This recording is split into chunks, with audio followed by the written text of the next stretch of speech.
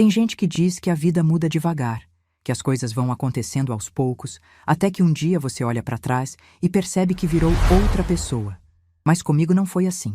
Comigo, a vida mudou numa quinta-feira, às 4h23 da tarde, com uma ligação de celular que durou menos de 3 minutos. Meu nome é Marlene Aparecida Duarte, tenho 72 anos, e se você me visse hoje tomando meu café na varanda do meu apartamento, com a Serra do Japi pintada de laranja pelo pôr do sol, jamais imaginaria o que aconteceu comigo há 3 anos. Jamais imaginaria que essa mulher de cabelos brancos e sorriso sereno já teve a porta fechada na própria cara, que já chorou abraçada a um porta-retrato numa kitnet de 20 metros quadrados, se perguntando onde tinha errado, que já quis sumir do mundo aos 69 anos, depois de ser tratada como um móvel velho que ninguém mais queria. Mas deixa eu te contar essa história direito, porque ela não começa naquela quinta-feira. Ela começa muito antes, numa época em que eu ainda acreditava que família era sagrada, que sangue era mais forte que tudo, e que quem ama de verdade jamais abandona. Eu tive uma filha, Beatriz, o nome mais bonito que existe, pelo menos para mim. Ela nasceu num sábado de sol, em 1970, numa maternidade simples de Campinas. E quando a enfermeira colocou aquele embrulhinho nos meus braços, eu soube que minha vida tinha ganhado um sentido que eu nem sabia que faltava. Criei Beatriz praticamente sozinha. Meu marido, Osvaldo, era daqueles homens que acham que liberdade é mais importante que responsabilidade. Quando ela tinha 6 anos, ele chegou em casa num domingo à noite, fez uma mala pequena e disse que precisava viver. Viver. Como se a gente ali, eu e uma criança de 6 anos, não fosse vida de verdade. Ele foi embora e nunca mais voltou. 2 anos depois, recebi uma carta de divórcio enviada de algum lugar do sul. Assinei, dobrei o papel e guardei a mágoa numa gaveta bem funda da alma. Não tinha tempo para sofrer. Tinha uma filha para criar, contas para pagar, uma vida para construir. Comecei a trabalhar como secretária numa imobiliária pequena, daquelas de bairro que vende casa de família e apartamento de 2 quartos. Ganhava pouco, mas era honesto. E Beatriz nunca soube o que era passar necessidade, mesmo que eu tivesse que fazer mágica com o salário todo mês. Com o tempo, fui crescendo. Fiz curso de corretora, tirei meu Cresci, comecei a vender. E descobri que eu tinha jeito para aquilo. Sabia ouvir as pessoas, entender o que elas queriam de verdade, mesmo quando nem elas sabiam direito. Vendi meu primeiro imóvel aos 32 anos, um sobrado antigo perto do centro. E quando recebi a comissão, chorei escondida no banheiro da imobiliária. Era o começo de uma carreira que duraria mais de 3 décadas. Beatriz cresceu me vendo sair cedo e voltar tarde. Mas toda noite, não importava o cansaço, eu sentava na cama dela e conversava sobre o dia, sobre a escola, sobre os sonhos dela. Ela queria ser professora. Dizia que queria ensinar crianças a ler, porque ler abria portas para o mundo inteiro. E eu ficava ali, ouvindo, com o coração transbordando de orgulho.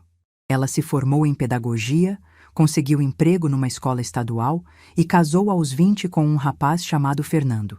Ele parecia bom moço, trabalhador, daqueles que olham a sogra nos olhos e apertam a mão com firmeza. Mas a vida tem dessas surpresas que a gente só descobre depois. Fernando era fraco. Não conseguia manter emprego, vivia de bicos, e Beatriz foi assumindo a casa praticamente sozinha. Eu ajudava como podia, sempre disfarçando para não constranger.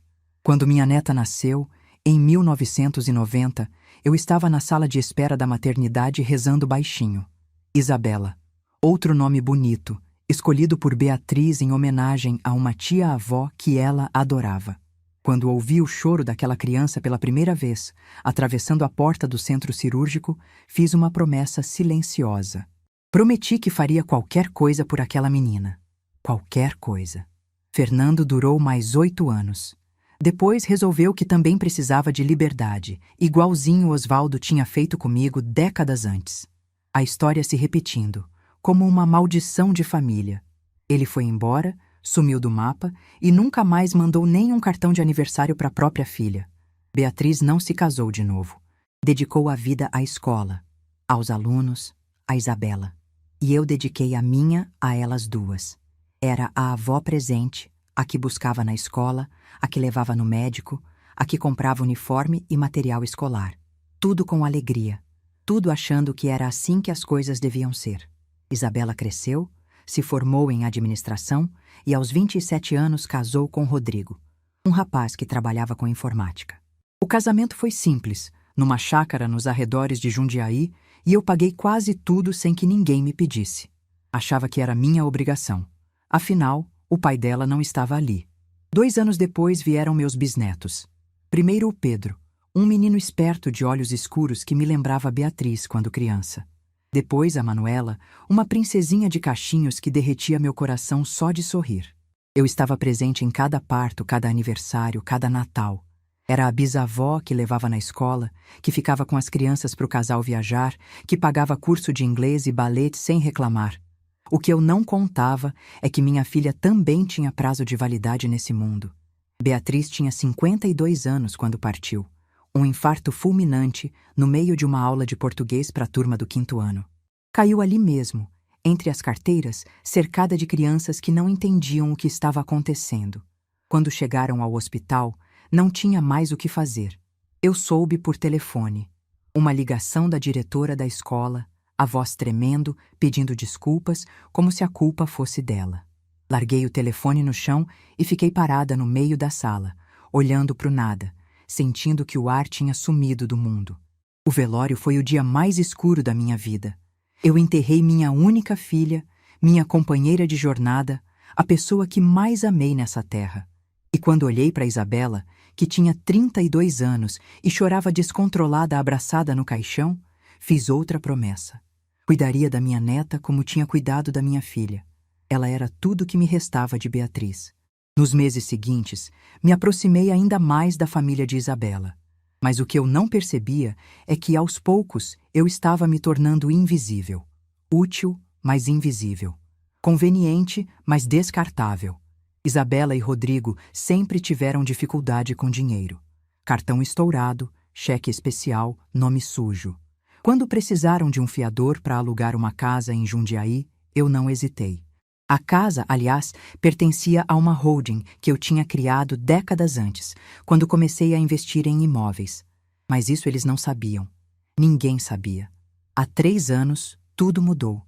Isabela me ligou num domingo à noite, toda animada, com aquela voz doce que ela usava quando queria alguma coisa. Disse que tinha uma proposta para me fazer, que a família estava crescendo, que a casa tinha espaço, e que ela e Rodrigo queriam que eu fosse morar com eles. Que seria maravilhoso ter a avó por perto, que as crianças ficariam felizes, que eu não precisava mais viver sozinha. Meu coração encheu de alegria. Aos 69 anos, a ideia de estar perto dos bisnetos, de ter companhia, de ser cuidada na velhice, parecia um sonho. Perguntei se tinha certeza, se não seria incômodo.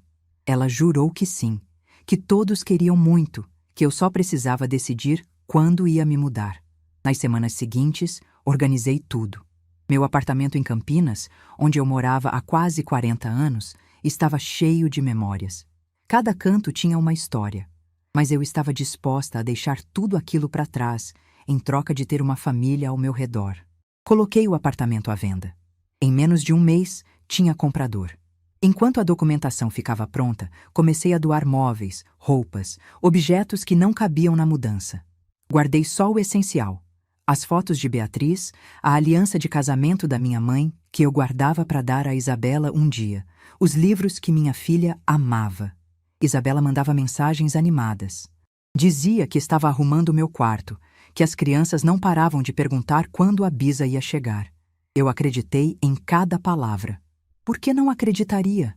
Era minha neta, sangue do meu sangue. A venda foi concluída numa segunda-feira. Assinei a escritura com o coração apertado, mas esperançoso. Com parte do dinheiro, quitei as dívidas de Isabela e Rodrigo.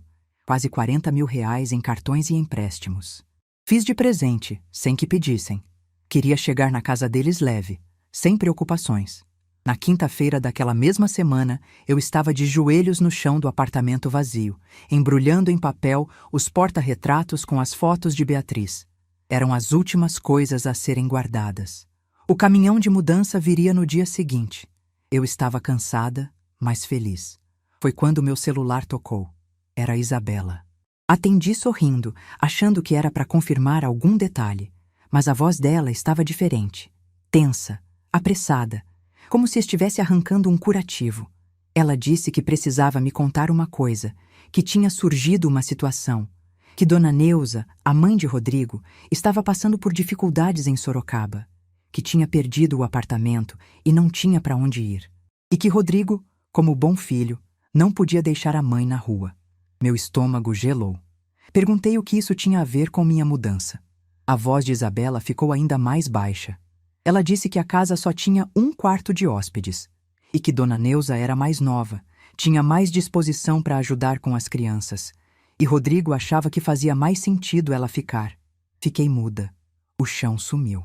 Ela continuou falando, atropelando palavras, que sentia muito, que não era a intenção, que as coisas tinham mudado de última hora, que eu ia entender, não ia? Que eu sempre fui tão compreensiva, que talvez eu pudesse procurar outro lugar, que ela torcia para eu encontrar algo bom. Tentei falar. Minha voz não saiu. Ela preencheu o silêncio dizendo que precisava desligar, que as crianças estavam chamando, e desligou. Assim, como se tivesse cancelado uma entrega de supermercado. Fiquei ali, ajoelhada no chão vazio do meu apartamento, que já não era mais meu, segurando a foto de Beatriz sorrindo, e senti o mundo inteiro desabar sobre minha cabeça. Liguei de volta. Caixa postal. Mandei mensagem, visualizado, sem resposta. Liguei para o telefone fixo. Quem atendeu foi Rodrigo, que disse secamente que Isabela não podia falar, e desligou. Naquela noite, não dormi. Fiquei sentada entre caixas de uma vida que não tinha mais destino, olhando para o teto, tentando entender como tinha chegado ali. Eu tinha vendido minha casa, doado meus móveis, quitado as dívidas deles, e agora estava na rua. O silêncio daquele apartamento vazio foi o mais ensurdecedor que já ouvi na vida. Era o silêncio de quem descobre, aos 69 anos, que amor não protege ninguém de ser descartado, que família pode ser só uma palavra, e que às vezes as pessoas que a gente mais ama são exatamente as que mais conseguem nos machucar. Mas o que Isabela não sabia, o que ela jamais imaginou, é que aquela ligação não seria o fim da minha história. Seria apenas o começo. Quando o sol nasceu na sexta-feira, eu ainda estava no mesmo lugar, sentada no chão, encostada na parede, com as pernas dormentes e os olhos secos. A luz entrava pela janela sem cortina, batendo nas caixas empilhadas, iluminando uma vida inteira empacotada que não tinha mais para onde ir. Meu celular tinha 17% de bateria. Nenhuma mensagem de Isabela. Nenhuma ligação. Era como se eu tivesse deixado de existir no momento em que deixei de ser útil. Foi Dona Carmen quem me salvou. Minha vizinha de porta há 30 anos, uma viúva que tinha me visto criar Beatriz. Ela apareceu de manhã para se despedir, achando que eu estava de malas prontas. Quando me viu ali no chão, com a mesma roupa do dia anterior e os olhos perdidos, ela não perguntou nada. Sentou do meu lado, pegou minha mão e ficou ali. Contei tudo. Dona Carmen ouviu em silêncio. Quando terminei, ela disse apenas: Marlene, você vem comigo. Agora. Ela tinha uma prima que alugava kitnetes no centro. Conseguiu uma para mim por um preço simbólico. Era um cômodo com banheiro e bancada, mas era um teto. Me mudei com as poucas caixas que restavam. Deitei no colchão emprestado e olhei para o teto baixo. Eu, que tinha construído um patrimônio ao longo de décadas, estava ali, sozinha, descartada. Mas o que eu ainda não sabia é que a vida estava prestes a me mostrar algo que eu tinha esquecido. Que eu não era apenas avó. Eu era Marlene.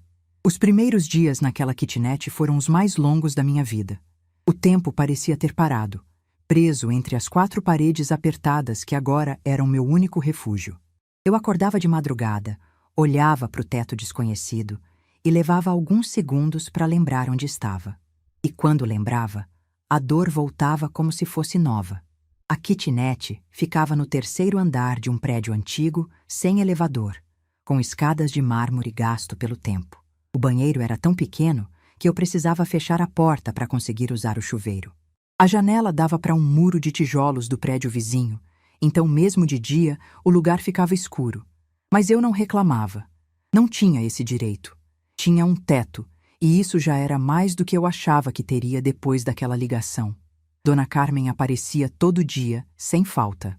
Trazia pão caseiro, às vezes um pedaço de bolo, sempre com aquele jeitinho de quem não quer fazer caridade, mas também não consegue ver uma amiga sofrer. Ela se sentava na única cadeira do lugar. Eu ficava na beirada da cama e a gente conversava. Ou melhor, ela conversava. Eu mais ouvia, porque falar exigia uma energia que eu não tinha. Foi Dona Carmen quem me contou o que estava acontecendo em Jundiaí. Ela tinha uma sobrinha que morava perto da casa de Isabela, e as notícias chegavam sem eu pedir. Dona Neuza tinha se instalado como se fosse a dona do lugar. Reorganizou a cozinha do jeito dela, mudou a decoração da sala e, segundo a sobrinha, andava pela vizinhança dizendo que finalmente a família estava completa.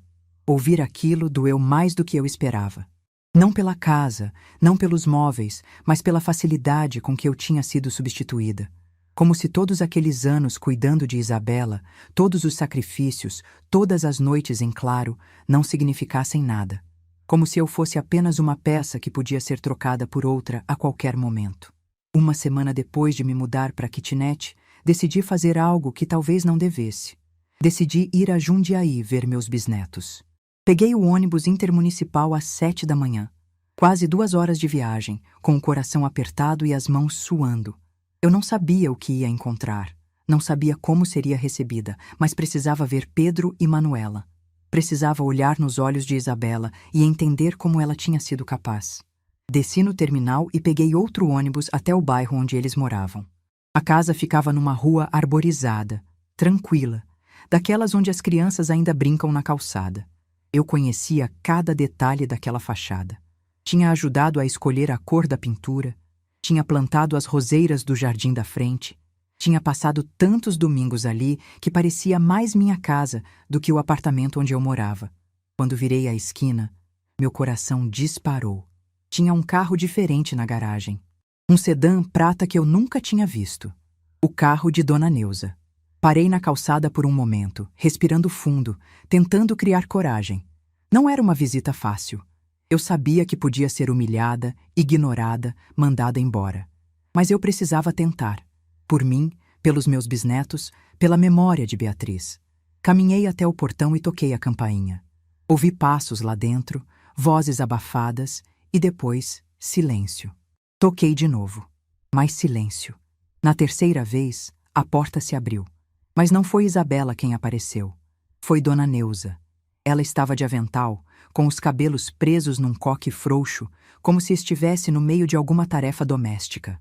Me olhou de cima a baixo, com aquele sorrisinho que eu conhecia das poucas vezes que nos encontramos. Um sorriso que não chegava aos olhos. Um sorriso de vitória. Perguntei se podia entrar, se podia ver as crianças.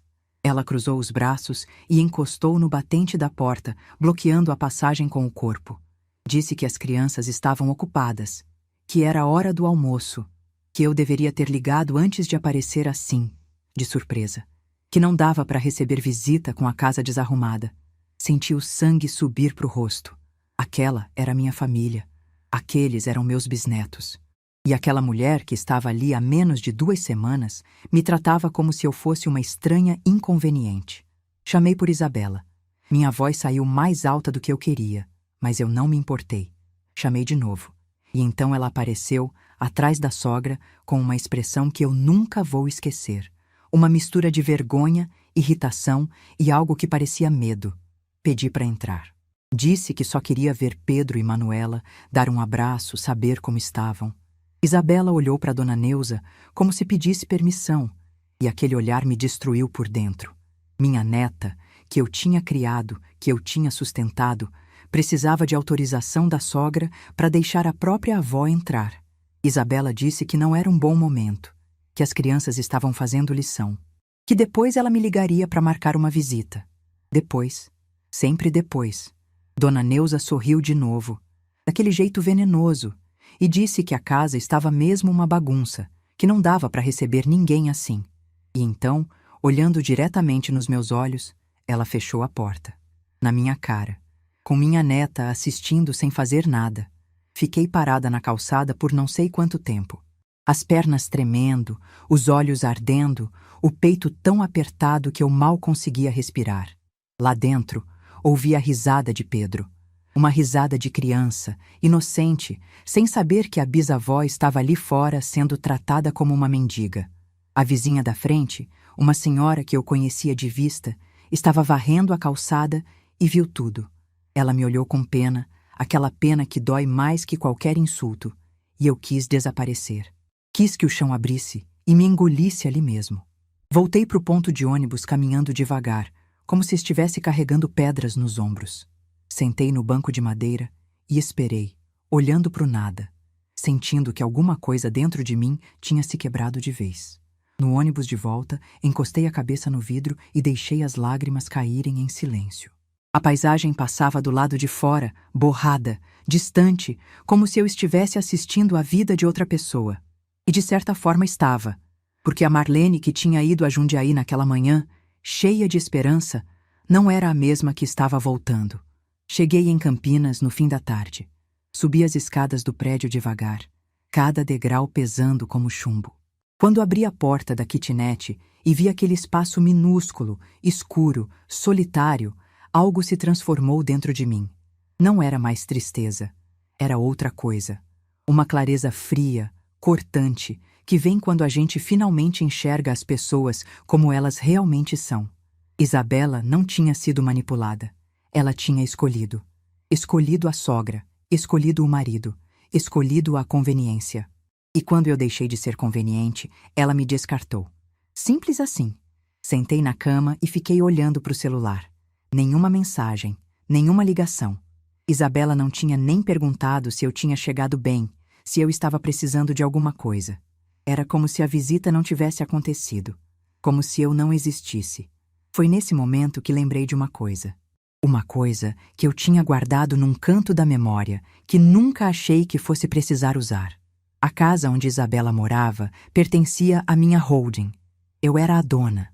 Levantei da cama e fui até a caixa onde tinha guardado os documentos importantes.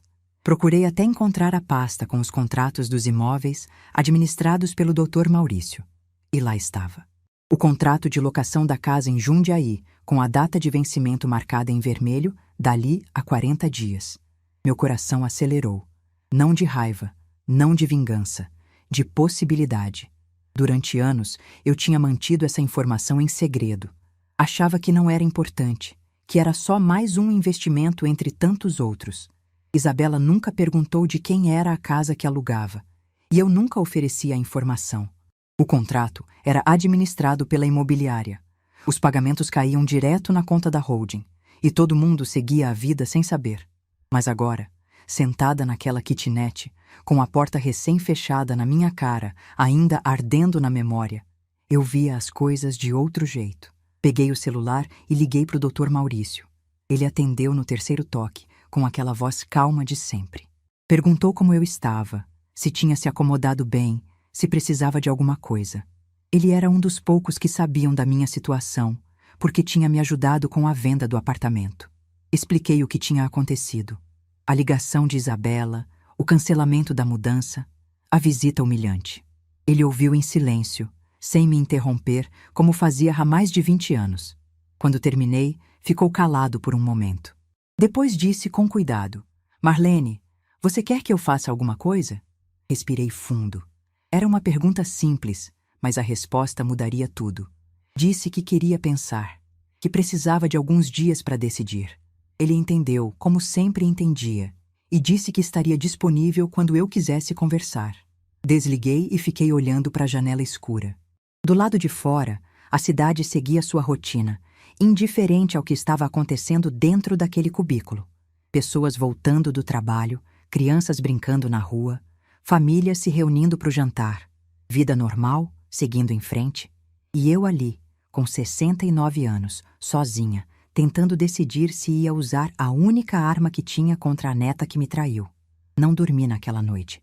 Fiquei deitada no escuro, pensando em Beatriz, no que ela diria se estivesse viva. Minha filha era uma mulher de princípios, daquelas que acreditam em justiça, mas também em família. Ela ficaria horrorizada com o que Isabela tinha feito. mas também ficaria preocupada se eu fizesse algo por impulso, por raiva. Lembrei de uma conversa que tivemos meses antes dela partir. Estávamos na cozinha do meu apartamento, tomando café, e ela disse algo que ficou gravado na minha memória. Disse que às vezes a gente precisa deixar as pessoas sentirem o peso das próprias escolhas, que proteger demais é também uma forma de prejudicar. Na época, ela estava falando sobre Isabela, sobre como eu mimava demais a menina, como eu resolvia todos os problemas dela sem deixar que ela aprendesse a se virar. Beatriz me alertou que um dia isso cobraria seu preço, que Isabela cresceria achando que sempre haveria alguém para salvar ela das consequências. Minha filha estava certa, e eu, cega de amor, não quis enxergar. Os dias seguintes foram de reflexão. Eu saía para caminhar no parque, perto do prédio, sentava num banco e ficava pensando. Observava as famílias passando, avós com netos, mães com filhos, e me perguntava onde tinha errado. Se tinha amado demais, dado demais, esperado demais. Dona Carmen me disse que eu não tinha culpa, que algumas pessoas simplesmente não sabem reconhecer o que têm até perder, que Isabela era adulta, tinha feito escolhas adultas, e agora precisava arcar com elas. 2 semanas depois da minha visita a Jundiaí, tomei a decisão. Liguei para o Dr. Maurício e disse que não queria renovar o contrato de locação, que ele enviasse a notificação padrão solicitando a desocupação do imóvel no prazo legal de 30 dias. Ele perguntou se eu tinha certeza. Disse que sim. Perguntou se eu queria que a notificação fosse discreta, sem mencionar meu nome diretamente. Disse que não. Que meu nome apareceria no documento como proprietária, exatamente como estava no contrato original. Quando desliguei, minhas mãos tremiam, mas não de medo, de algo que eu não sentia há muito tempo, uma sensação de controle sobre a própria vida. A notificação seria entregue em poucos dias. E quando Isabela visse meu nome ali, quando finalmente entendesse quem era a dona daquela casa que ela achava que podia usar para me substituir, ela saberia uma coisa que tinha esquecido, que eu não era apenas a avó boazinha que dizia sim para tudo. Eu era Marlene Aparecida Duarte, uma mulher que tinha construído um patrimônio sozinha, que tinha sobrevivido a um marido que a abandonou, que tinha enterrado a própria filha e continuado de pé. E essa mulher, finalmente, tinha parado de pedir permissão para existir. A notificação foi entregue numa terça-feira de manhã, exatamente 5 dias depois que liguei para o Dr. Maurício. Ele me mandou uma mensagem simples, sem rodeios. Documento entregue. Rodrigo assinou o recebimento às 9h47. Olhei para o celular e senti o coração acelerar. Não de medo, não de arrependimento, de expectativa. Pela primeira vez em semanas, eu não estava esperando que alguma coisa acontecesse comigo. Eu tinha feito acontecer. Guardei o celular e continuei minha rotina naquela kitnet apertada. Tinha aprendido a me virar naquele espaço minúsculo, a encontrar pequenas alegrias no meio do caos. De manhã, tomava café olhando pela janela que dava para o muro, imaginando o céu que existia lá em cima. À tarde, descia para caminhar no parque, sentava num banco e observava as pessoas passando. À noite, lia os livros que tinha trazido, os mesmos que Beatriz amava, e sentia que ela estava ali comigo de alguma forma. Dona Carmen continuava aparecendo todo dia. Ela sabia da notificação, sabia do que eu tinha feito, e me apoiava sem julgamento. Dizia que eu estava certa, que ninguém merecia ser tratado daquele jeito, que Isabela precisava aprender que ações têm consequências. Mas mesmo com todo esse apoio, uma parte de mim ainda doía. Uma parte que eu tentava esconder, que eu tentava ignorar, mas que existia. A parte que ainda amava minha neta, que ainda lembrava dela pequena, correndo pela casa, me chamando de vovó com aquela voz fininha de criança. O telefone tocou 40 minutos depois da entrega da notificação. Eu estava sentada na beirada da cama, dobrando umas roupas que tinha lavado na pia do banheiro, quando vi o nome no visor. Isabela. Meu coração disparou, mas eu não atendi. Deixei tocar até cair na caixa postal. Precisava de um momento para me preparar. Ela ligou de novo, e de novo, e de novo. Na 5ª ligação, atendi. Não disse nada, apenas fiquei em silêncio, esperando. A voz do outro lado estava irreconhecível, trêmula, aguda, entrecortada por uma respiração ofegante que parecia soluço contido. Isabela tentou falar, mas as palavras saíam emboladas, atropeladas, como se a língua não conseguisse acompanhar o desespero. Vó, vó, é a senhora? Por favor, me diz que é engano. Me diz que não é verdade. Respirei fundo antes de responder. Minha voz saiu calma, muito mais calma do que eu esperava. O que não é verdade, Isabela? A notificação? O documento? Esse papel que chegou aqui dizendo que a gente tem 30 dias para sair da casa. E o nome que está aqui como proprietária. Ela parou. Ouvi um som abafado, como se tivesse tampado a boca com a mão. Depois continuou, a voz ainda mais frágil. É o seu nome, vó. Marlene Aparecida Duarte. É a senhora. A senhora é dona dessa casa? Fiquei em silêncio por alguns segundos. Não por crueldade, não para fazer drama, mas porque aquele momento, aquela pergunta, merecia uma resposta pensada. Uma resposta que eu carregaria pelo resto da vida. Sim, Isabela, eu sou a dona dessa casa. Sempre fui. O silêncio do outro lado foi ensurdecedor.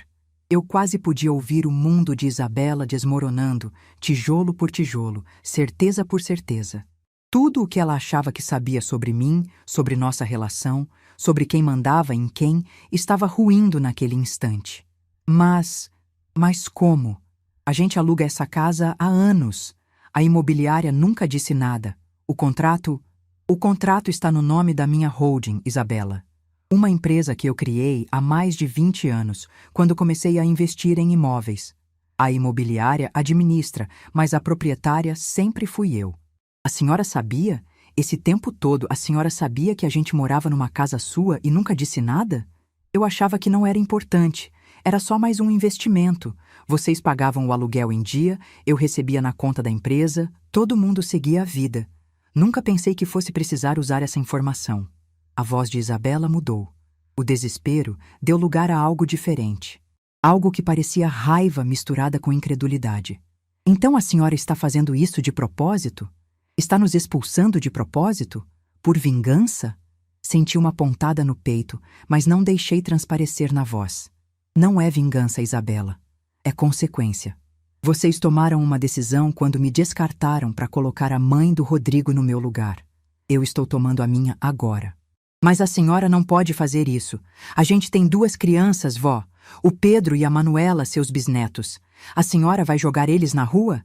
Eu não estou jogando ninguém na rua. Estou exercendo meu direito de não renovar um contrato de locação. Vocês têm 30 dias para encontrar outro lugar. É tempo suficiente. Tempo suficiente? A senhora sabe que nosso nome está sujo, que a gente não consegue alugar nada sem fiador, que... Ela parou de repente, como se tivesse se dado conta de algo, e eu sabia exatamente o que era. É, Isabela, eu sei, porque fui eu que fui fiadora de vocês todos esses anos. E não vou mais ser. O silêncio que se seguiu foi diferente dos anteriores. Era um silêncio de derrota, de quem finalmente entende a dimensão do buraco em que se meteu. Isabela ficou calada por tanto tempo que eu achei que tinha desligado. Quando ela voltou a falar, a voz era outra, mais baixa, mais controlada, quase suplicante. Vó, por favor, me deixe explicar. As coisas não foram do jeito que a senhora está pensando. Eu não queria te magoar. Eu juro. Foi o Rodrigo que insistiu. Foi a mãe dele que pressionou. Você o quê, Isabela? Você assistiu a sogra fechar a porta na minha cara e não fez nada. Você me viu parada na calçada, sendo humilhada, e ficou em silêncio. Você não me ligou uma única vez para saber se eu tinha onde dormir depois que me cancelou. Eu ia ligar, vó, mas não ligou. Em nenhum momento durante todas essas semanas você se perguntou onde eu estava, como eu estava sobrevivendo. Você só está ligando agora porque descobriu que eu tenho algo que você precisa. Isabela começou a chorar. Um choro alto, desesperado, daqueles que fazem o peito doer de ouvir. E doeu. Doeu muito, porque apesar de tudo, apesar de toda a mágoa, ela ainda era minha neta. Ainda era filha da minha Beatriz. Vó, pelo amor de Deus, eu errei, tá? Eu sei que errei, mas a senhora não pode destruir minha vida por causa de um erro. A senhora sempre foi tão boa, tão compreensiva. Foi exatamente por isso que vocês acharam que podiam me tratar assim, Isabela. Porque eu sempre fui boa demais, compreensiva demais. Eu deixei vocês pensarem que meu amor não tinha limite, que minha paciência não tinha fim. Mas tem, tudo tem. Então é isso? A senhora não vai voltar atrás? Respirei fundo. Aquela era a pergunta que eu sabia que viria. A pergunta que eu tinha ensaiado responder dezenas de vezes na minha cabeça. Não, Isabela. Eu não vou voltar atrás. Vocês têm 30 dias. Ela desligou sem dizer mais nada. E eu fiquei ali, sentada na beirada da cama, olhando para o celular escuro, sentindo uma mistura estranha de alívio e tristeza. Nos dias seguintes, o telefone não parou. Primeiro foi Rodrigo, furioso, gritando que eu estava destruindo a família, que ele nunca tinha gostado de mim mesmo, que eu era uma velha amarga e vingativa. Desliguei na cara dele sem responder uma palavra. Depois vieram os parentes.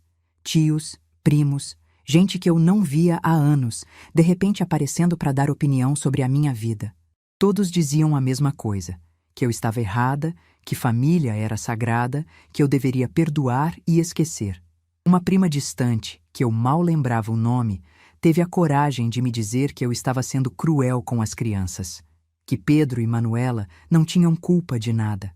Respondi que ela estava certa, que as crianças não tinham culpa, mas que os pais delas tinham, e que eu não ia mais carregar as consequências das escolhas dos outros. Dona Carmen ficou do meu lado em cada ligação, em cada mensagem, em cada tentativa de me fazer mudar de ideia. Ela dizia que eu estava sendo forte, que era isso que precisava ser feito, que pessoas como Isabela só aprendem quando sentem na pele. Mas à noite, quando Dona Carmen ia embora e eu ficava sozinha naquela kitnet, as dúvidas apareciam. Será que eu estava certa? Será que não estava sendo dura demais? Será que Beatriz, se estivesse viva, aprovaria o que eu estava fazendo? Numa dessas noites, peguei a caixa onde guardava as coisas mais importantes. Lá dentro, entre documentos e fotografias, estava a aliança de casamento da minha mãe. Uma aliança simples, de ouro gasto pelo tempo, que ela usou durante 53 anos de casamento. Quando ela partiu, me pediu para guardar e dar para minha neta quando ela casasse. Eu tinha guardado para Isabela. Durante anos, imaginei o momento em que entregaria aquela aliança para ela, contando a história da minha mãe, passando adiante uma tradição de família. Mas agora, segurando aquele anel na palma da mão, eu não sabia mais se queria dar. Não por raiva, por proteção. Aquela aliança representava um amor que durou a vida inteira, um compromisso que nunca foi quebrado. Isabela tinha mostrado que não entendia o que isso significava, que para ela, amor era algo descartável, que podia ser trocado quando aparecia algo mais conveniente. Guardei a aliança de volta na caixa. Talvez um dia eu desse para Manuela, quando ela crescesse. Ou talvez ficasse comigo até o fim. Eu ainda não sabia. Mas sabia que não daria para quem não merecia. Uma semana depois da notificação, Isabela apareceu na porta da kitnet. Eu estava terminando de almoçar, um prato simples de arroz com ovo que eu mesma tinha feito, quando ouvi a campainha. Abri a porta e lá estava ela. Mais magra do que eu lembrava, com olheiras fundas e os olhos inchados de quem tinha chorado muito. Ela olhou para dentro da kitnet e eu vi o choque no rosto dela. O espaço minúsculo, a cama de solteiro encostada na parede, a bancada improvisada que servia de cozinha. Ela estava vendo pela primeira vez onde eu tinha ido parar depois que ela me descartou. Vó, a senhora está morando aqui? É o que eu consegui, Isabela. Depois que vendi meu apartamento para ir morar com vocês e vocês cancelaram tudo. Ela ficou parada na porta, sem saber se entrava ou não. Eu não convidei, apenas fiquei ali, esperando. Eu não sabia que a senhora estava assim. Eu achei que... Você achou o quê? Que eu tinha outro lugar para ir? Que eu ia me virar de algum jeito? Você sequer pensou nisso, Isabela? Ela baixou a cabeça. As lágrimas começaram a escorrer, mas dessa vez silenciosas, sem o drama das ligações anteriores. Eu vim pedir perdão, vó. Vim pedir uma chance. Eu sei que errei. Eu sei que fui horrível, mas eu não sabia. Eu não imaginava. O que você não imaginava? Que suas ações tinham consequências? Que eu tinha sentimentos? Que eu podia me machucar? Eu pensei que a senhora ia entender, que ia aceitar. A senhora sempre aceitou tudo, sempre relevou tudo. E esse foi meu erro, Isabela. Aceitar demais, relevar demais, ensinar vocês que eu não tinha limites. Mas eu tenho. E vocês cruzaram. Ela levantou os olhos, vermelhos, suplicantes. A senhora não vai mudar de ideia? Nem pelo Pedro e pela Manuela? Senti o coração apertar ao ouvir os nomes dos meus bisnetos, mas mantive a voz firme. Eu amo o Pedro e a Manuela, mas não vou mais aceitar ser usada por amor a eles. Vocês vão encontrar outro lugar para morar. Vão se virar como todo mundo se vira. E talvez, só talvez, aprendam a valorizar as pessoas antes de perdê-las. Isabela ficou me olhando por um longo momento. Eu vi várias emoções passarem pelo rosto dela. Raiva, tristeza, arrependimento e algo que parecia, finalmente, compreensão. A senhora mudou, vó. Não, Isabela. Eu voltei a ser quem eu sempre fui antes de passar a vida inteira tentando agradar todo mundo. Eu voltei a ser Marlene. Ela foi embora sem dizer mais nada. Desceu as escadas devagar, os passos ecoando no corredor vazio. Eu fechei a porta e encostei nela, respirando fundo. Tinha sido a conversa mais difícil da minha vida. Mais difícil que o divórcio. Mais difícil que a viuvez. Mais difícil até que o velório de Beatriz. Porque dessa vez eu estava escolhendo me afastar. Estava escolhendo dizer não. Estava escolhendo a mim mesma. E pela primeira vez em muito tempo, essa escolha parecia certa. Os 30 dias passaram mais rápido do que eu imaginava. E mais devagar também, se é que isso faz sentido. Cada manhã eu acordava naquela kitnet, sabendo que o prazo estava correndo, que em algum lugar de Jundiaí minha neta estava entrando em desespero e que eu era a causa disso. Era uma sensação estranha. Não era prazer, não era satisfação. Era apenas a consciência de que as coisas estavam acontecendo exatamente como deveriam acontecer. Dona Carmen me mantinha informada através da sobrinha dela. Segundo ela, a casa de Isabela tinha virado um campo de batalha. Rodrigo culpava Isabela por ter me maltratado. Isabela culpava Rodrigo por ter trazido a mãe dele e Dona Neuza culpava todo mundo menos ela mesma. As crianças, coitadas, estavam no meio daquele fogo cruzado sem entender nada. Uma semana antes do prazo acabar, Dona Neuza foi embora. Voltou para Sorocaba, para a casa de uma irmã que aceitou recebê-la temporariamente. Segundo a sobrinha de Dona Carmen, ela saiu xingando todo mundo, dizendo que tinha sido enganada, que ninguém tinha avisado que a casa era da sogra velha. Como se isso mudasse alguma coisa. Como se a culpa fosse de qualquer pessoa além dela mesma. Confesso que senti uma pontada de satisfação quando soube dessa notícia. Não por maldade, mas por justiça. Dona Neuza tinha entrado naquela casa pisando em mim, achando que tinha vencido alguma disputa que só existia na cabeça dela. Agora, estava saindo pela porta dos fundos, sem ter onde ficar, dependendo da caridade dos outros. Exatamente como ela quis que eu ficasse. Mas a satisfação durou pouco, porque junto com essa notícia veio outra, que me pegou de surpresa. Isabela estava grávida. Dona Carmen me contou numa tarde de quarta-feira, enquanto tomávamos café na minha kitnet. Ela tinha descoberto pela sobrinha, que tinha ouvido de uma vizinha, que tinha visto Isabela saindo de uma clínica com exames na mão. Grávida de quase 3 meses, segundo os cálculos.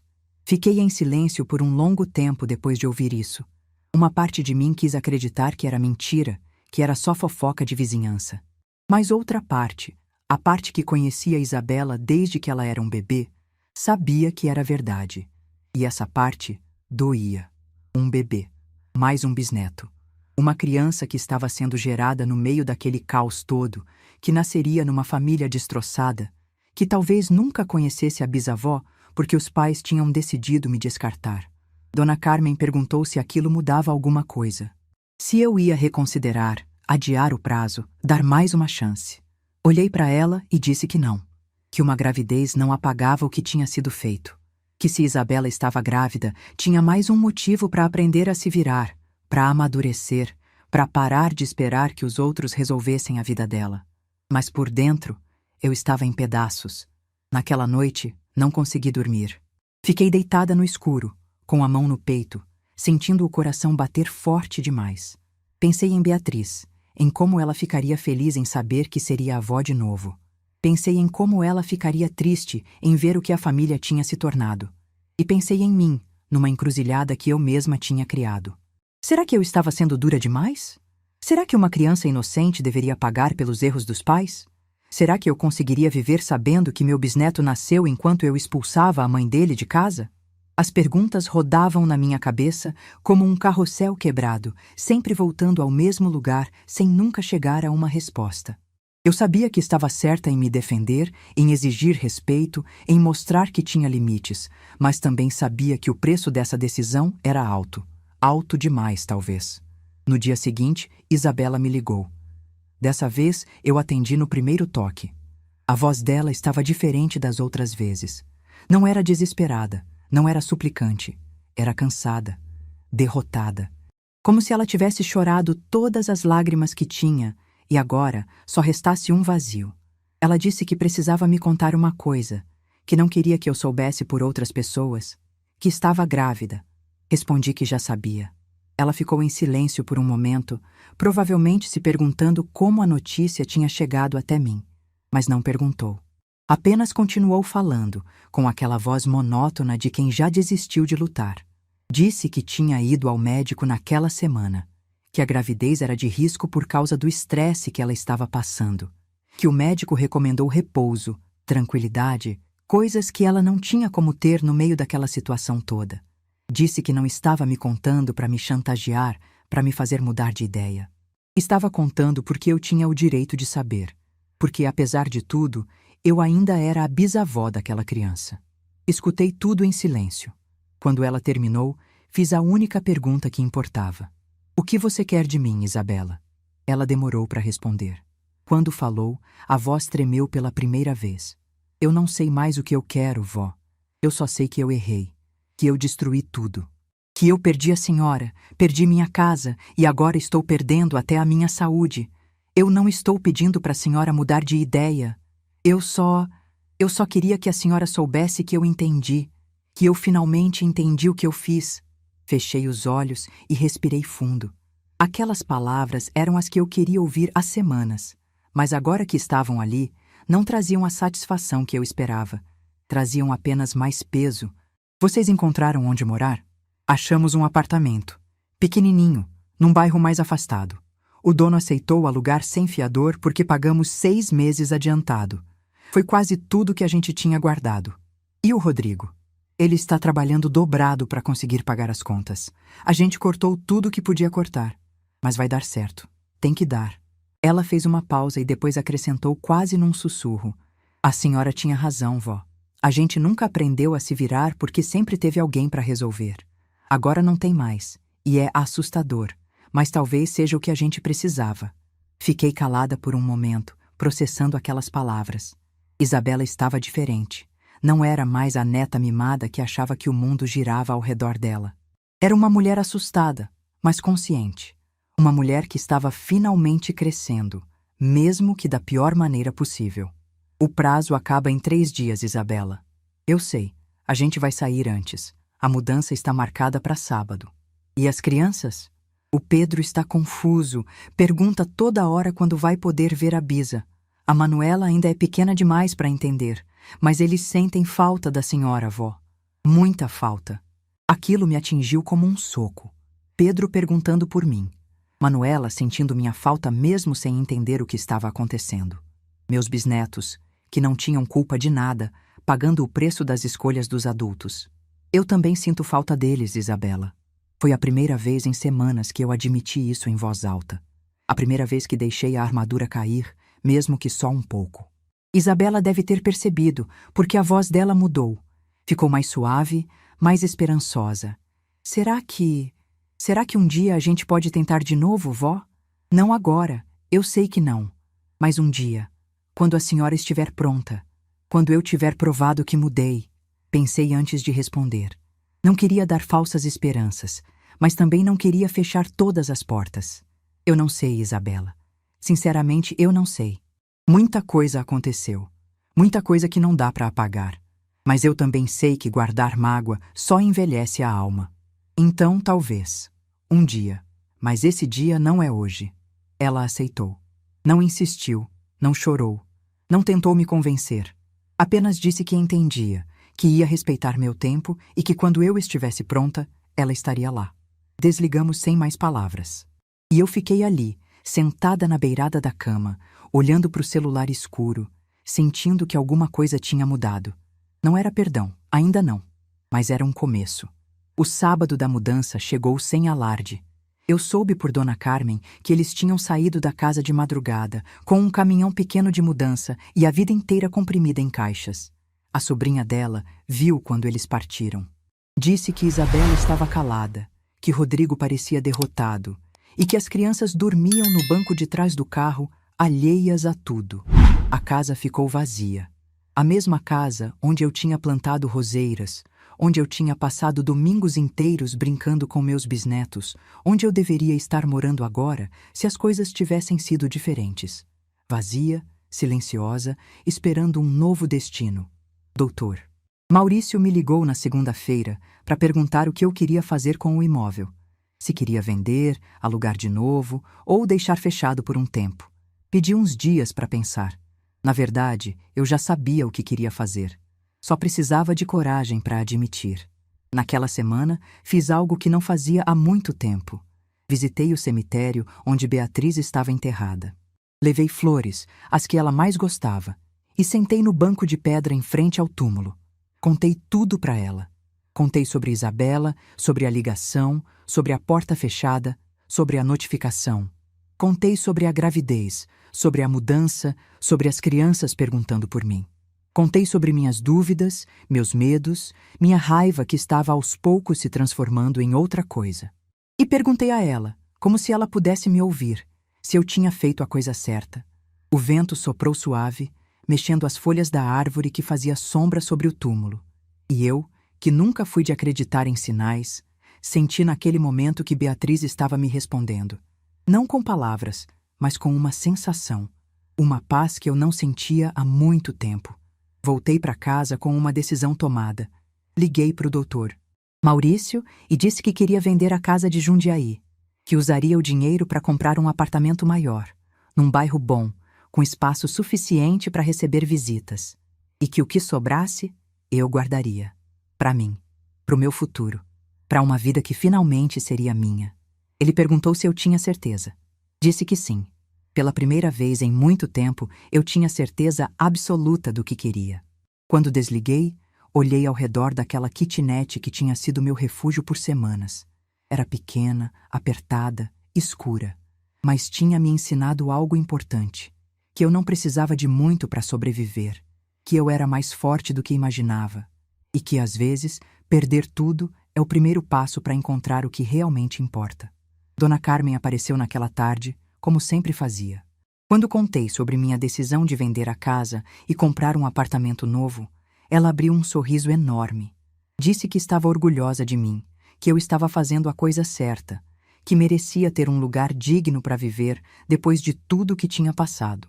Perguntou se eu ia procurar algo em Campinas mesmo ou se pensava em mudar de cidade. Respondi que ficaria ali.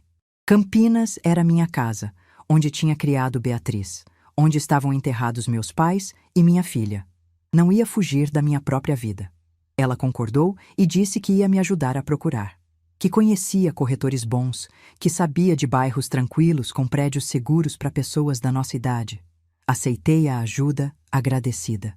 Dona Carmen tinha sido minha rocha durante toda aquela tempestade. Sem ela, eu não sei se teria conseguido. Naquela noite, antes de dormir, peguei a caixa com as coisas importantes de novo. Tirei a aliança da minha mãe, os porta-retratos de Beatriz, os poucos documentos que eu tinha trazido. E no fundo da caixa, encontrei algo que tinha esquecido que estava ali. Uma carta que Beatriz tinha me escrito anos antes, num Dia das Mães. A letra redonda e caprichada, as palavras cheias de amor. Li a carta inteira, deixando as lágrimas caírem livres.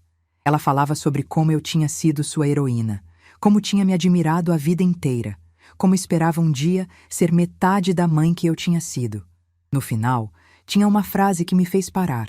Mãe, você me ensinou que amar não significa se anular. Que cuidar dos outros não pode ser desculpa para esquecer de si mesma. Obrigada por ser forte, mesmo quando o mundo tentou te derrubar. Beatriz sabia. Mesmo antes de tudo isso acontecer, ela sabia que eu tinha essa tendência de me sacrificar demais, de me doar até não sobrar nada. E tinha tentado me alertar, do jeito dela, com palavras de amor disfarçadas de elogio. Guardei a carta junto com a aliança. Eram meus tesouros agora. Provas de que eu tinha sido amada de verdade, por pessoas que sabiam o meu valor, mesmo quando eu mesma esquecia. Eu tinha perdido minha casa, minha neta, minha posição na família, mas tinha encontrado algo que valia mais. Tinha encontrado o meu valor, minha voz, minha dignidade. E isso ninguém mais ia tirar de mim. 3 anos. Parece muito tempo quando a gente olha para frente, mas quando olha para trás, passa num piscar de olhos. 3 anos desde aquela ligação que mudou tudo. 3 anos desde que encontrei minhas certezas espalhadas pelo chão, junto com as caixas de uma mudança que nunca aconteceu. 3 anos desde que descobri que a mulher mais forte que eu conhecia estava escondida dentro de mim o tempo todo. Hoje é sábado. Estou sentada na varanda do meu apartamento, o mesmo que mencionei no começo dessa história, com uma xícara de café na mão e a Serra do Japi se tingindo de laranja na minha frente. O sol está se pondo, como faz todo dia, indiferente às dores e alegrias de quem assiste. Mas eu não sou mais indiferente. Aprendi a prestar atenção nos pequenos momentos. A agradecer por cada manhã que acordo com saúde, por cada tarde que posso sentar aqui e simplesmente existir. O apartamento não é grande, mas é meu. 2 quartos, sala espaçosa, cozinha onde finalmente posso cozinhar as receitas que aprendi com minha mãe. Comprei com o dinheiro da venda da casa de Jundiaí, aquela mesma casa onde minha neta achou que podia me substituir. Dr. Maurício cuidou de toda a papelada. A venda foi rápida, o preço foi justo e pela primeira vez na vida eu gastei dinheiro comigo mesma sem culpa. Dona Carmen me ajudou a escolher os móveis. Passamos tardes inteiras em lojas, discutindo cores de sofá e tamanhos de mesa, rindo de coisas bobas. Ela disse que nunca tinha me visto tão leve. E eu respondi que era porque, pela primeira vez em décadas, eu não estava carregando o peso de expectativas que não eram minhas. Mudei para cá 6 meses depois de tudo acontecer. O apartamento ainda cheirava a tinta fresca quando trouxe minhas caixas. Mas dessa vez, eu sabia exatamente para onde estava indo. Dessa vez, era escolha minha. A primeira coisa que fiz foi pendurar as fotos de Beatriz na parede da sala. Minha filha me olhando de vários momentos da vida. Criança, adolescente, formatura, casamento, segurando Isabela bebê no colo. Às vezes paro na frente dessas fotos e converso com ela. Conto como foi meu dia. E mesmo no silêncio, eu sinto que ela está orgulhosa de mim. A carta que ela me escreveu naquele Dia das Mães está emoldurada no meu quarto, junto com a aliança da minha mãe. Toda manhã, quando acordo, olho para aquelas palavras e lembro quem eu sou. Que amar não significa se anular. Beatriz me ensinou isso em vida e continua me ensinando. A aliança eu ainda tenho, guardada numa caixinha de veludo, esperando o momento certo. Durante muito tempo, achei que não daria para ninguém, que ficaria comigo até o fim, já que a pessoa para quem eu tinha reservado não merecia mais. Mas a vida, como sempre, tem seus próprios planos. Isabela e eu levamos quase 1 ano para voltar a nos falar direito. Não foi fácil, não foi rápido. E definitivamente não foi como antes. Depois da mudança deles, ficamos meses sem contato. Ela respeitou meu espaço, como tinha prometido, e eu usei esse tempo para me reconstruir. Para entender o que eu queria da vida, o que eu estava disposta a aceitar e o que nunca mais toleraria. O primeiro contato veio através de uma foto. Isabela me mandou pelo celular, sem texto, sem explicação. Era a imagem de um bebê recém-nascido, enrolado numa manta azul clara, dormindo com aquela paz que só os recém-nascidos têm. Meu coração apertou quando vi. Era meu bisneto. O bebê que ela estava esperando quando tudo desmoronou. Fiquei olhando para aquela foto por horas. Um menino. Mais um menino na família. E eu não tinha estado lá quando ele nasceu. Não tinha segurado ele nos braços. Não tinha dado boas-vindas a mais uma geração. Por escolha. Minha escolha. E mesmo sabendo que tinha sido a decisão certa, doeu. Respondi apenas com uma palavra. Lindo. Não perguntei o nome, Não perguntei como tinha sido o parto. Não abri portas que eu ainda não estava pronta para atravessar. Isabela também não insistiu. Apenas mandou um coração em resposta e ficamos nisso por mais alguns meses. Foi Dona Carmen quem me convenceu a dar o próximo passo. Ela disse que eu tinha provado meu ponto, que tinha mostrado meu valor, mas que agora precisava decidir se queria passar o resto da vida sozinha ou se estava disposta a construir algo novo. Não voltar ao que era antes, porque isso seria impossível. Mas criar uma relação diferente, baseada em respeito mútuo, não em obrigação. Pensei muito antes de ligar para Isabela. Ensaiei o que ia dizer. Imaginei todas as respostas possíveis. Preparei meu coração para qualquer resultado.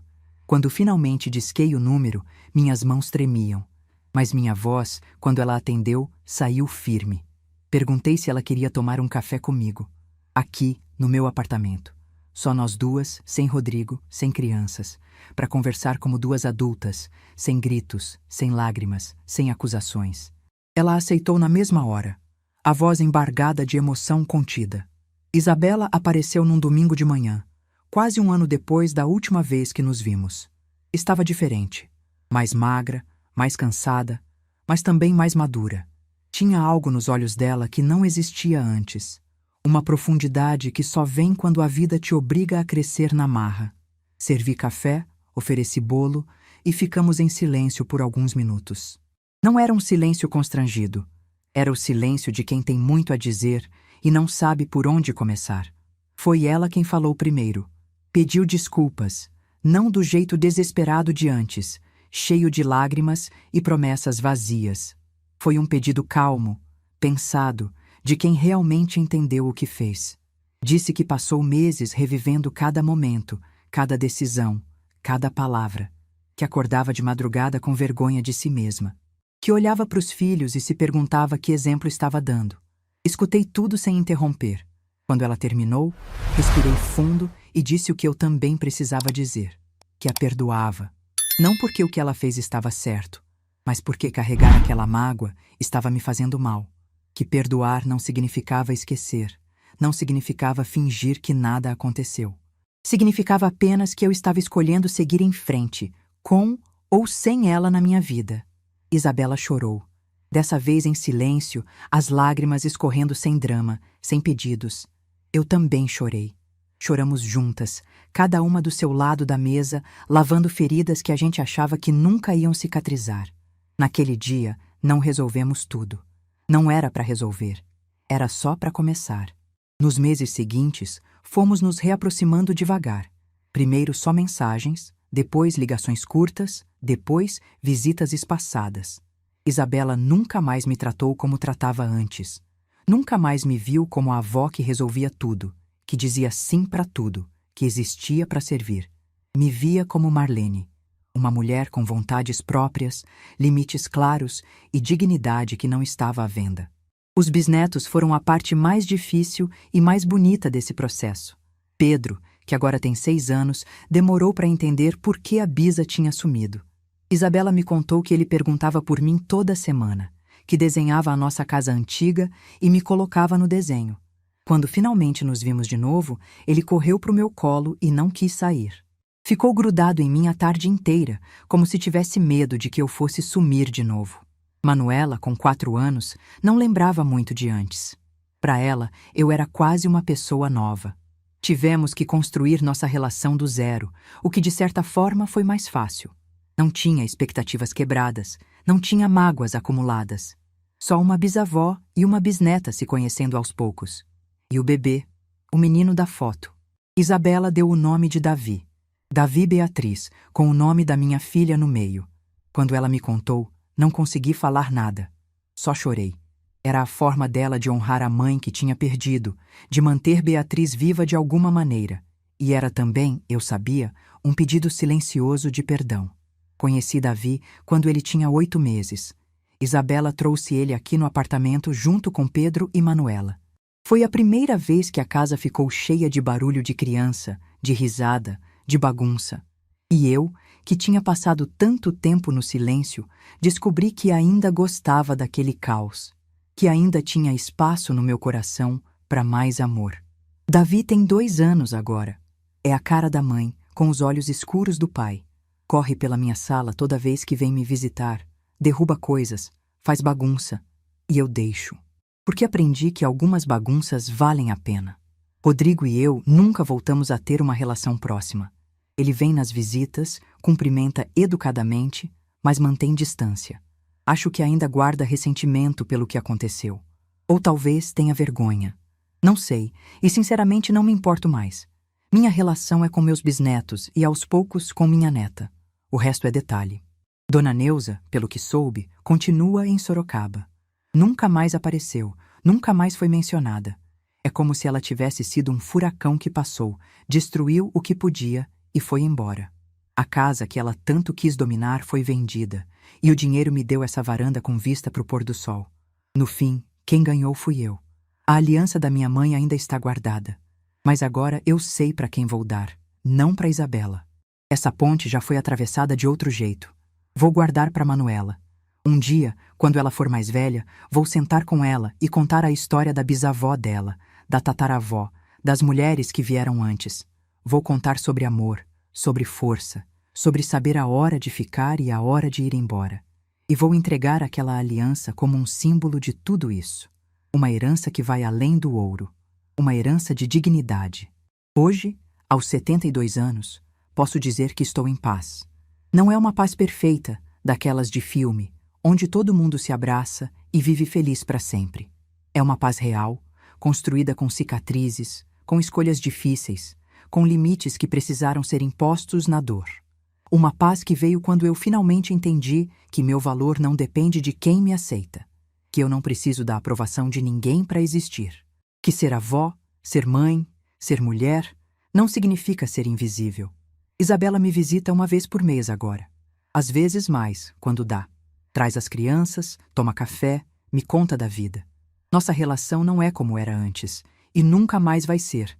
Mas talvez seja melhor assim. Antes era baseada em dependência. Agora é baseada em respeito. Antes eu era a avó que dizia sim para tudo. Agora sou a avó que diz sim quando quer, não quando precisa. E isso, no fim das contas, faz toda a diferença. Quando olho para trás, para tudo que aconteceu, não sinto raiva. Não sinto arrependimento. Sinto gratidão. Gratidão por ter tido forças para me levantar quando o chão sumiu. Gratidão por ter encontrado Dona Carmen no momento certo. Gratidão por ter descoberto, aos 69 anos, que nunca é tarde para se escolher. Minha filha Beatriz me ensinou muita coisa enquanto estava viva. Mas a lição mais importante ela me deu depois de partir. Na carta, nas palavras que ela deixou. Ela disse que eu era sua heroína. E por muito tempo eu não entendi por quê. Eu não me sentia heroína. Me sentia apenas uma mulher fazendo o que precisava ser feito. Mas agora eu entendo. Heroína não é quem nunca cai. É quem levanta toda vez que a vida derruba. É quem encontra forças quando parece que não sobrou nenhuma. É quem escolhe a si mesma. Mesmo quando o mundo inteiro diz que isso é egoísmo. Eu me escolhi. E essa foi a decisão mais corajosa da minha vida. O sol está quase sumindo atrás da serra agora. O céu está pintado de laranja, rosa, roxo. É o mesmo pôr do sol de sempre, mas hoje parece diferente. Mais bonito, mais significativo. Talvez porque eu finalmente tenha tempo para olhar. Talvez porque eu finalmente tenha paz para apreciar. Termino meu café, levanto da cadeira e entro no apartamento. Na parede, Beatriz me olha sorrindo de uma das fotos. No quarto, a carta dela espera para ser lida amanhã de manhã, como faço todo dia. Na caixinha de veludo, a aliança da minha mãe guarda histórias de mulheres fortes que vieram antes de mim. E eu, Marlene Aparecida Duarte, aos 72 anos, finalmente sei quem eu sou. Não sou a mãe do fulano. Não sou a avó do ciclano. Não sou a mulher que alguém abandonou. Sou Marlene, uma mulher que sobreviveu, que se reconstruiu, que aprendeu a se amar. E isso é mais do que suficiente. Se essa história tocou seu coração, deixe seu like, se inscreva no canal e comente aqui embaixo. No meu lugar, o que você faria? Sua mensagem pode iluminar o dia de alguém.